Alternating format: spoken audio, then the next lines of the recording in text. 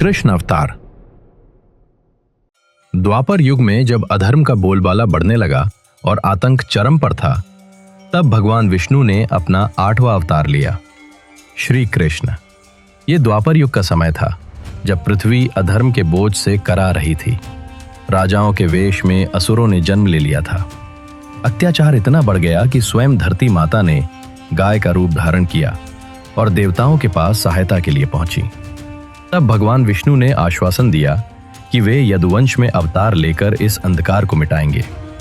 मथुरा में उस समय राजा कंस का आतंक था, जिसने अपने पिता उग्रसेन को गद्दी से उतारकर स्वयं को सर्वशक्तिमान घोषित कर दिया था। कंस अपनी बहन देवकी से बहुत स्नेह करता था, परंतु देवकी के विवाह के समय एक दिव्य आकाशवाणी हुई, हे कंस, तेरी बहन की 8वीं संतान ही तेरा वध करेगी। मृत्यु के भय से कंस ने देवकी और वासुदेव को कारागार में डाल दिया। देवकी की हर संतान का जन्म होते ही कंस से मार डालता। उसने एक एक कर देवकी की 6 संतानों की हत्या कर दी।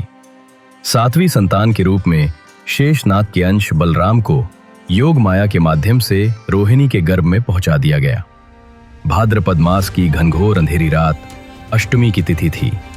जैसे ही भगवान कृष्ण का जन्म हुआ, कारागार के पहरेदार गहरी नींद में सो गए और बेड़ियां अपने आप खुल गईं। वासुदेव जी ने नन्हे बालक को टोकरी में रखा और गोकुल की ओर चल पड़े। रास्ते में उफनती हुई यमुना ने प्रभु के चरण स्पर्श करने के लिए मार्ग दिया और शेषनाग ने बारिश से उनकी रक्षा की। गोकुल पहुंचकर वासुदेव ने कृष्ण को नंद यशोदा के पास छोड़ा और वहां जन्मी योग माया को लेकर वापस जेल आ गए। इस प्रकार भगवान कृष्ण का पालन पोषण गोकुल में हुआ। भगवान कृष्ण बचपन से ही नटखट और मनमोहक थे। वे माखन चुराते, गोपियों की मटकी फोड़ते और अपनी बांसुरी की धुन से सबका मन मोह लेते। उनकी बाल लीलाएं आज भी लोक गीतों और कथाओं में गाई जाती हैं। कंस ने उन्हें मारने के लिए अनेक असुरों को भेज, पूतना, तृणावर्त, शक्तासुर और बकासुर जैसे भयंकर राक्षस। लेकिन नन्हे कृष्ण ने खेल खेल में सबका वध कर दिया। वे पूरे ब्रज के लाडले और माखन चोर बन गए। जब माता यशोदा ने उन्हें मिट्टी खाने पर डांटा और उनका मुख खुलवाया, तो उन्हें कृष्ण के मुख में पूरे ब्रह्मांड के दर्शन हुए। जब यमुना में कालिया नाग ने आतंक मचाया, तब यमुना के जल को विषैला करने वाले कालिया नाग का घमंड तोड़ने के लिए भगवान कृष्ण जल में कूद पड़े और उसके फनों पर दिव्य नृत्य किया और यमुना को विष मुक्त कराया। इसके बाद जब इंद्रदेव ने अपने अहंकार में ब्रज पर मूसलाधार वर्षा की, तब 7 वर्षीय कृष्ण ने अपनी छोटी उंगली पर गोवर्धन पर्वत को 7 दिनों तक उठाकर रखा, जिससे पूरे ब्रजवासियों की रक्षा हुई। ये लीला सिखाती है कि भगवान के लिए भक्ति और शरणागति ही सबसे बड़ी शक्ति है। बरसाने की श्री राधा रानी भगवान श्री कृष्ण की प्राण प्रिय थी। वृंदावन की गलियों में कृष्ण की बांसुरी की धुन पर आत्माएं खिंची चली आती थीं। राधा कृष्ण का प्रेम कोई सांसारिक मोह नहीं, बल्कि भक्ति की पराकाष्ठा थी। राधा प्रेम का वो शुद्ध रूप थीं, जिन्होंने कभी कृष्ण पर अधिकार नहीं जताया, बल्कि स्वयं को उनके चरणों में समर्पित कर दिया। रास लीला में कृष्ण ने अनेकों रूप धारण कर हर गोपी के साथ नृत्य किया, जो जीव और ईश्वर के मिलन का प्रतीक है। अंततः वो समय आया जब कृष्ण को मथुरा लौटना पड़ा। कंस ने उन्हें और बलराम को मल्ल युद्ध के बहाने मारने का अंतिम षड्यंत्र रचा, परंतु कृष्ण ने अखाड़े में ही कंस के शक्तिशाली योद्धाओं को धूल चटा दी और अंत में कंस का वध कर अधर्म का विनाश किया। उन्होंने अपने माता पिता को कारागार से मुक्त कराया और मथुरा की प्रजा को आतंक से बचाया। इसके बाद भगवान कृष्ण ने द्वारका नगरी बसाई और यदुवंश का विस्तार किया। द्वापर युग का सबसे बड़ा प्रसंग था महाभारत।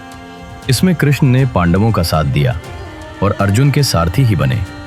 कौरवों द्वारा पांडवों को उनके अधिकार का राज्य न देने और द्रौपदी के अपमान के कारण युद्ध अनिवार्य हो गया था। श्री कृष्ण स्वयं शांतिदूत बनकर हस्तिनापुर गए और केवल 5 गांव मांगे, लेकिन दुर्योधन ने सुई की नोक के बराबर भूमि देने से भी मना कर दिया। अंततः कुरुक्षेत्र के मैदान को युद्ध के लिए चुना गया। जब दोनों सेनाएं आमने सामने थीं, तब अपने सगे संबंधियों को शत्रु पक्ष में देखकर अर्जुन मोहग्रस्त हो गए और उन्होंने शस्त्र त्याग दिए। तब भगवान श्री कृष्ण ने अर्जुन को श्रीमद् भगवद गीता का अमर उपदेश दिया। उन्होंने समझाया कि आत्मा अमर है और धर्म की रक्षा के लिए कर्म करना ही मनुष्य का परम कर्तव्य है। जीवन, धर्म, आत्मा और कर्तव्य का वो ज्ञान जो आज भी मानवता के लिए मार्गदर्शक है। इसके बाद अर्जुन ने अपना गांडीव धनुष उठाया और युद्ध का शंखनाद हुआ। महाभारत युद्ध में पांडवों की विजय हुई और अधर्म पर धर्म की स्थापना हुई। युद्ध के बाद धीरे धीरे यदुवंश में भी कलह बढ़ने लगा। गांधारी के श्राप के कारण यदुवंश नष्ट हुआ। अंततः कृष्ण वन में पीपल के वृक्ष के नीचे विश्राम कर रहे थे। तभी एक शिकारी ने उन्हें हिरन समझकर उनके पैर में बाण मार दिया। भगवान कृष्ण मुस्कुराए और उसे अभय दान दिया। यही उनका अंत था।